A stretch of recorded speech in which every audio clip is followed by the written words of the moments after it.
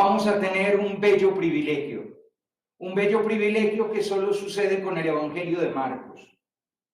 Y ese bello privilegio es asistir a un día en la vida de Jesús.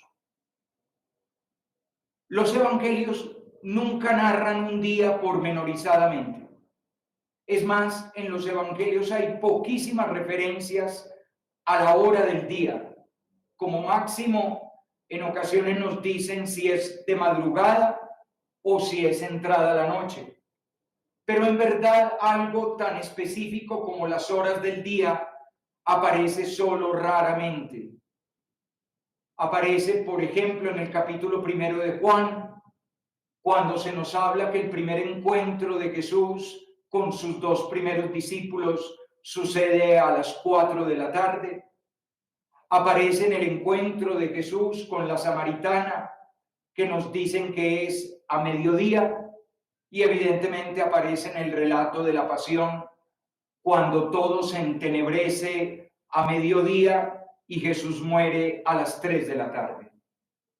Y sabemos que cae la tarde cuando Jesús se sienta a la mesa con sus discípulos para celebrar la cena de despedida, o cuando entra en la casa aquella en la aldea de Maús para partir el pan. Pero un día, estar con Jesús un día completo, solo aparece 2 veces en los evangelios. Evidentemente, en aquel día, el día inolvidable, el día salvífico, en el cual el Señor entrega su vida por el amor de nuestro amor. Y los evangelios, los 4, nos van a narrar un día completo entre el atardecer del jueves, cuando Jesús se sienta a celebrar la cena, y el atardecer del viernes, cuando Jesús es sepultado en un sepulcro nuevo. Ahí está un día completo. Pero luego, en la vida pública de Jesús, nunca se nos narra un día, exceptuando Marcos. Y vamos a estar con Jesús todo un día aprendiendo a vivir un día.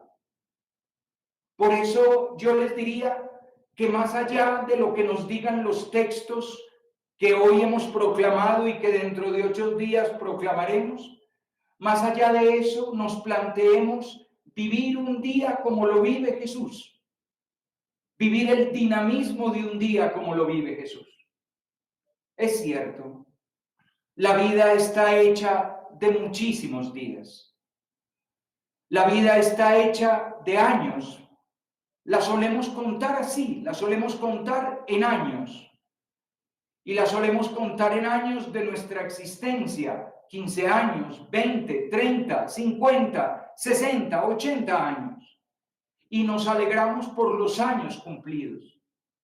Pero los años están hechos de días. Y la clave de la vida es la manera como vivimos un día.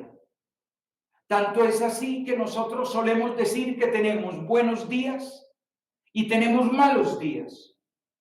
Los buenos días son aquellos días que nos llegan cargados de felicidad, de alegría, de encuentro, de satisfacciones, de logros, de pequeños o grandes triunfos, de cosas que nos salieron bien. Días en los que tenemos salud, en los que no tenemos grandes dolores, días en los que nos vemos con la gente que queremos, que podemos disfrutar de su cercanía, días en los cuales hemos podido dialogar, hablar con alguien significativo, días de perdón, días de reconciliación, días de ternura, días de caricias, días de miradas, días de sonrisas. Y también hablamos de los días que no son tan buenos. Y entonces hablamos de ese día desastroso, de ese día triste, de ese día en que no hemos tenido salud, de ese día en que hemos estado enfermos, en que hemos tenido molestias del cuerpo o del espíritu o de los sentimientos, días de lejanías, días de rencores, días de discusiones, días de enojos, días en los cuales hemos estado deprimidos, días en los que hemos dormido mal o comido mal o algo nos ha caído mal en la alimentación, días de distancia, días de soledad, días de amargura, días de angustia, días de miedo, días de zozobra. La vida está hecha de días. Un año es demasiado largo. En un año pasan demasiadas cosas. Por eso, si ustedes se fijan bien, uno lo que vive son días. Uno no vive un año, ni muchos años. Uno vive un día a la vez. Incluso, creo que ustedes lo saben, cuando una persona tiene una enfermedad como por ejemplo la dependencia al alcohol o la dependencia a sustancias psicoactivas, cuando esta persona empieza un camino de sanación, de curación, nunca se le plantea estar un año, 2, 15 o 20 sin consumir lo que consume. Siempre se le plantea un día a la vez, 24 horas. Un año es demasiado grande. Prometerme a mí mismo que estaré un año sin consumir nada es algo superior a las fuerzas del ser humano. Pero en cambio, plantearme que por estas 24 horas estaré sobrio, estaré sano, es mucho más posible, mucho más probable, sobre todo si el ser superior, si Dios me da la fuerza. Sobre todo si Dios me da la fuerza para ser capaz de cambiar lo que puedo cambiar, de aceptar lo que no puedo cambiar y de tener la sabiduría para distinguir qué es lo que está en mis manos cambiar y qué es lo que tengo que aceptar humildemente porque no está en mí cambiar. Un día a la vez. Y esta pandemia, esta tragedia que estamos compartiendo todos, es justamente una pandemia y una tragedia para vivir un día a la vez. Ya no sabemos qué pasará en los años. Fuimos incapaces de predecir qué pasaría en el año 2020. Los gobernantes, los científicos, las autoridades intentaron de alguna manera hacer planes a largo plazo, pero esta realidad que estamos viviendo destruye todos los planes a largo plazo. Nos toca vivir un día a la vez y por lo tanto ese día a la vez tener esperanza, un día a la vez alejar la tristeza, un día a la vez tener confianza en Dios, un día a la vez construir nuestra familia, un día a la vez dialogar con nuestros hijos, nuestros padres, nuestros hermanos, un día a la vez hacer oración, un día a la vez ponernos en manos de Dios. Y vamos a vivir un día con Jesús. Y en la mañana fue a la sinagoga, el lugar donde se ora, donde se encuentra uno con Dios, pero sobre todo el lugar donde se enseña la palabra. ¿Y qué es la experiencia del reino de Dios? La experiencia del reino de Dios es Dios reinando en nosotros, Dios presente, Dios inmediato a nosotros. Cuando Dios está presente en nuestras vidas, nuestra vida se llena de lo propio de Dios.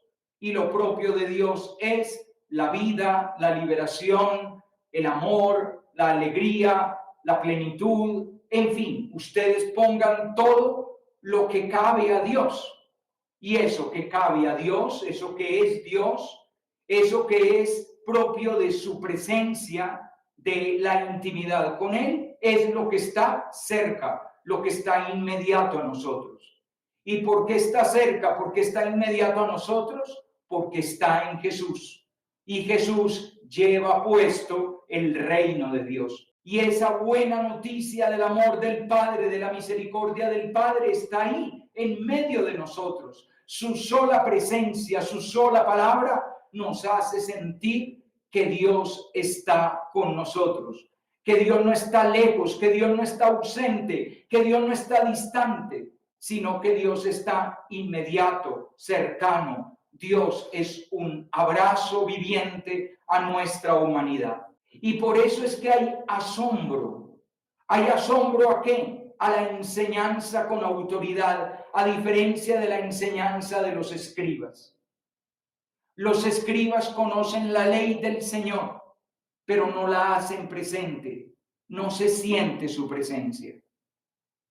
Y no se siente su presencia porque son palabras vacías, porque los escribas no tienen el poder de comunicar lo que Dios es, de hacer sentir a Dios. Se sabe en la Escritura, pero no tienen la vida de la Escritura en ellos. No se puede tocar en ellos la experiencia de Dios. La pueden explicar maravillosamente, pero no tienen sabor de Dios, aroma de Dios, presencia de Dios. No hacen sentir a Dios. No se siente que Dios pase por en medio entre toda la gente, sino que únicamente se oyen palabras. Y son palabras que terminan siendo solamente eso, solamente palabras. Termina siendo un discurso que no toca la vida, que no remueve la vida, que no conmociona la vida. En cambio, este modo de enseñar de Jesús es totalmente diferente. No es lo que dice, es quien lo dice. No son las palabras que pronuncia, es que Él es la palabra misma pronunciada por Dios. No es simplemente unas ideas o unos conceptos, es que Él es presencia de Dios, Él es amor de Dios, Él es fuerza de Dios, Él es resplandor de Dios, Él es alegría de Dios. Cuando estamos con Él se siente algo totalmente diferente. Y eso que se siente totalmente diferente no es porque nuestra mente entienda lo que dijo, que también. Y cuando nuestra mente entiende, se alegra porque hay alegrías de la mente. Pero es algo más. Es que nuestros sentimientos lo sienten. Es que nuestras emociones se emocionan. Es que nuestro cuerpo lo puede ver, lo puede oír, lo puede tocar. Como nos dice al comienzo de la carta del apóstol San Juan, lo que hemos visto, lo que hemos oído, lo que hemos tocado, lo que hemos palpado con nuestras manos. Pero sobre todo es lo que presiente internamente nuestro espíritu. Hay algo más en Él. Él es una noticia demasiado buena. Él es una presencia más grande que Él mismo. En presencia de Él es como si se abriera la gloria misma de Dios. En presencia de Él estamos ya no en la sinagoga de Cafarnaúm. En presencia de Él estamos en el santuario celestial. En presencia de Él, Dios ha descendido a la tierra y nosotros hemos ascendido al cielo. Y por un instante maravilloso, la sinagoga es mucho más que una sinagoga. Se ha convertido en el templo de Dios en medio de nosotros, en presencia de Él. Eso es la enseñanza con autoridad.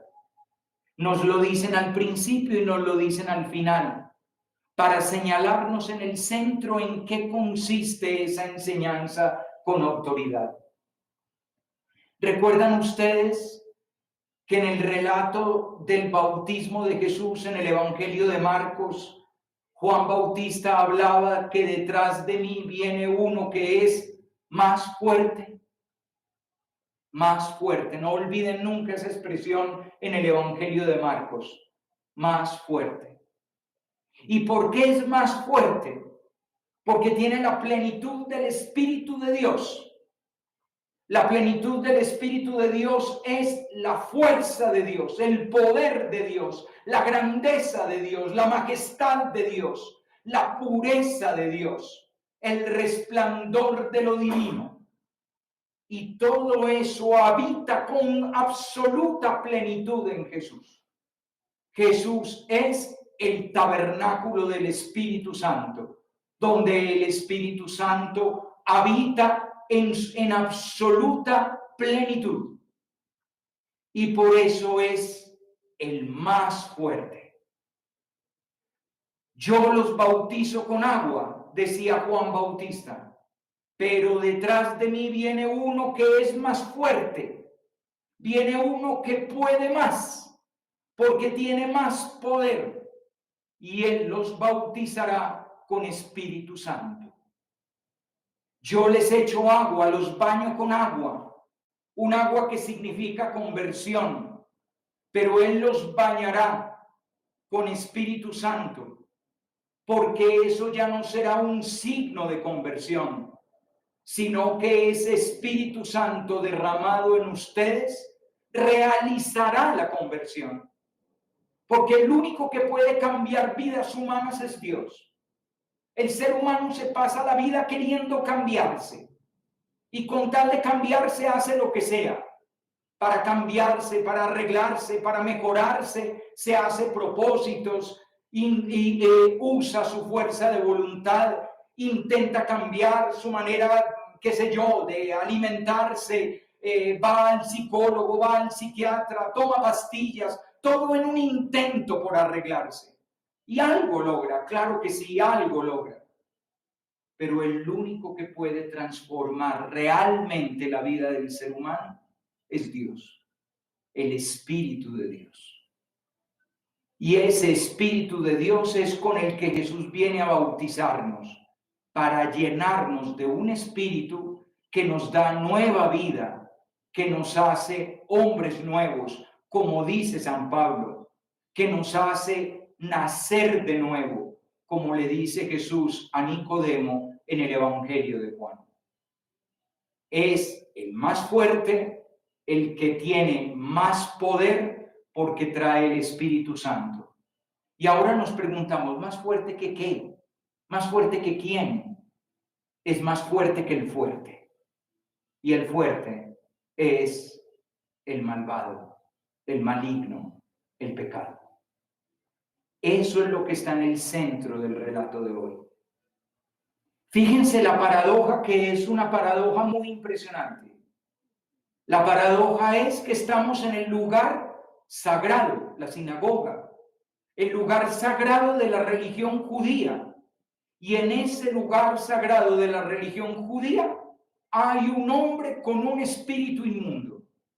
Hay un hombre que tiene malignidad en su corazón, malignidad dentro de él, y está ahí en el lugar sagrado.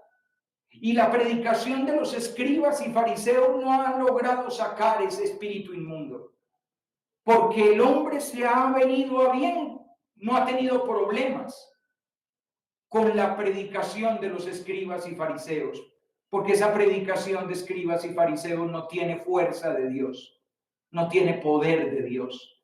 Y como no tiene fuerza de Dios ni poder de Dios, el hombre del espíritu inmundo está tranquilo. Nadie está poniendo en riesgo la presencia de la malignidad hasta que llega Jesús. Y la palabra de Jesús es otra palabra. La palabra de Jesús es una palabra eficaz. La palabra de Jesús es una palabra que realiza lo que significa, que pone en práctica lo que anuncia. La palabra de Jesús es una palabra que no es únicamente palabra, sino que es palabra vida, palabra espíritu, palabra luz, palabra fuerza, palabra poder, palabra amor. Y por eso el espíritu inmundo lo detecta y se conmueve y se aterra, porque ha llegado una palabra más fuerte. El Evangelio de Marcos nos va a llevar varias veces al encuentro con el fuerte. El fuerte es el mal, y el fuerte habita en el interior del ser humano. Y el mal es un habitante fuerte. Ese habitante fuerte aleja de Dios. Ese habitante fuerte enfría el alma. Ese habitante fuerte lleva a la persona a encerrarse en sí misma, en su egoísmo, en su ambición, en su codicia. Ustedes simplemente piensen cómo funciona ese fuerte que es fuerte. Ustedes piensen nada más ¿Cuántos niños y niñas que eran bellos, preciosos, dulces, amables, cuando tenían 2, 3, 4, 5 años, se vuelven después amargos, ansiosos, se vuelven agresivos, autoagresivos, hacen daño a los demás, se hacen daño a sí mismos, consumen sustancias que los destruyen, pueden orientarse por pésimos caminos, pueden terminar siendo delincuentes, criminales, violadores, abusadores? ¿Acaso no escuchamos todos los días noticias terribles de nuestro país? Un país aparentemente de gente tan creyente, y sin embargo este país de gente tan creyente tiene tanto espíritu inmundo, y ese espíritu inmundo trabaja en el interior de las personas. Un espíritu inmundo corrupto, un espíritu inmundo que roba, un espíritu inmundo que defrauda, que estafa, un espíritu inmundo que mata por un celular, un espíritu inmundo que engaña, un espíritu inmundo que es infiel, un espíritu inmundo que destruye matrimonios, que destruye familias, que abandona hijos e hijas, que golpea a mujeres, que mata a mujeres. Un espíritu inmundo que abusa de niños, de niñas, un espíritu inmundo que viola, un espíritu inmundo que asesina, un espíritu inmundo que persigue líderes sociales, un espíritu inmundo que llena y llena las páginas de los periódicos y los titulares de los noticieros con muertes y horrores. Ese es el fuerte. Y es muy difícil de vencer. No lo logran los ejércitos, no lo logran las policías, no lo logran los psicólogos, no lo logran los psiquiatras, no lo logran comandos, no lo logran guardaespaldas, no lo logran normas y normas y normas en este país donde estamos llenos de normas. No lo logran. Ese espíritu inmundo funciona y funciona impresionantemente de forma muy eficaz, haciendo daño, haciendo sufrir, generando dolor y más dolor, sufrimiento y más sufrimiento, arrastrando al ser humano a la oscuridad hasta que llega Jesús. Cállate y sal de él. Y la palabra de Jesús es más fuerte, y el más fuerte vence al fuerte. Solo hay una cosa que arranca la maldad del corazón del hombre: la fuerza más fuerte del Espíritu de Dios. Y esa fuerza más fuerte del Espíritu de Dios está en Jesucristo.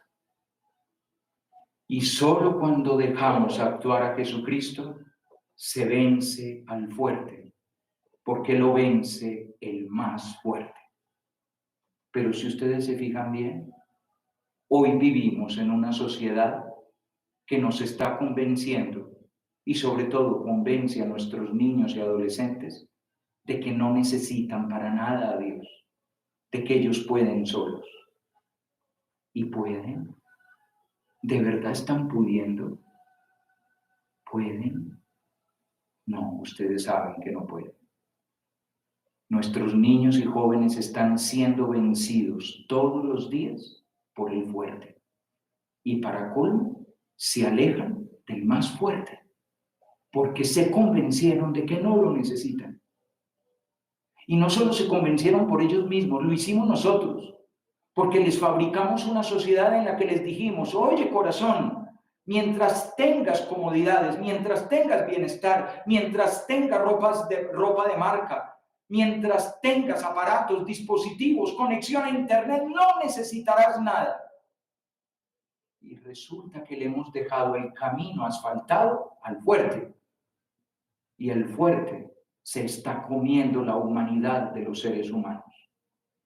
Esta humanidad llena de criminalidad, de maldad, de degeneración, de depravación, de impureza, de sordidez, esta humanidad llena de corrupción, llena de asesinatos, llena de matanzas, llena de masacres, esta humanidad llena de delincuencia, llena de miedo, llena de depresión, llena de tristeza, de ideación suicida y de suicidios, llena de drogas y llena de adicciones, porque esa es la obra del fuerte. Esta humanidad llena de violaciones y de abusos y de maltratos y de golpes y de violencia intrafamiliar y de violencia contra las mujeres. Esta humanidad llena de moretones y de tristezas, de noticias engañosas, de falsedades, de mentiras replicadas una y otra vez a través de redes sociales. Esta humanidad llena de pornografía infantil y de pederastia. Esta humanidad decadente e impura es la obra del fuerte, y el único que puede contra eso es el más fuerte, y el más fuerte quiere entrar en nuestras vidas para salvarnos. Por eso hay admiración. Esta forma de enseñar con poder es nueva.